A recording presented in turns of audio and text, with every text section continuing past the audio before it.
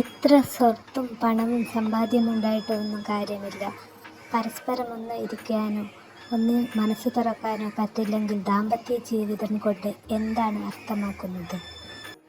പല ബിസിനസ്സുകാരുടെയും പണക്കാരുടെയും ഒക്കെ ദാമ്പത്യ ജീവിതത്തിൽ സംഭവിക്കുന്നത് ഇതുതന്നെയാണ്. AR റഹ്മാൻ തിരക്കുകളൊക്കെ ഒഴിഞ്ഞ് തൻ്റെ ഭർത്താവിനെ തൻ്റെ ഒപ്പം നിർത്തുവാനും അദ്ദേഹം സംഗീതത്തെ സ്നേഹിച്ച പോലെ തന്നെ സ്നേഹിക്കുവാനുമൊക്കെയായിരുന്നു സൈറ എന്ന ഭാര്യ ആഗ്രഹിച്ചത്.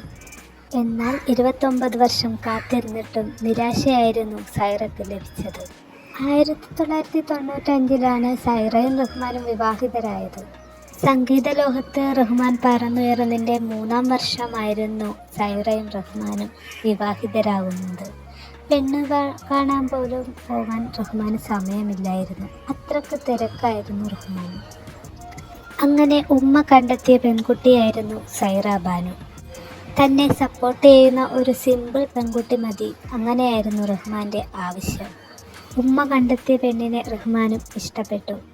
പിന്നാലെ അത്യാഡംബരമായ വിവാഹം കഴിഞ്ഞും അദ്ദേഹം വളരെ തിരക്കിലായിരുന്നു.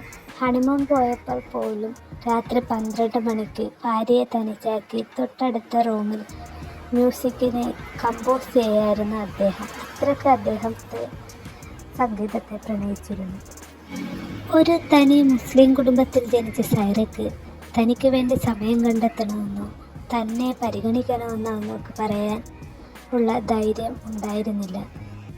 അദ്ദേഹത്തിനൊപ്പമുള്ള താര ജീവിതം പോലും സൈറയ്ക്ക് പൊരുത്തപ്പെടാൻ ആയിട്ടുണ്ടായിരുന്നില്ല.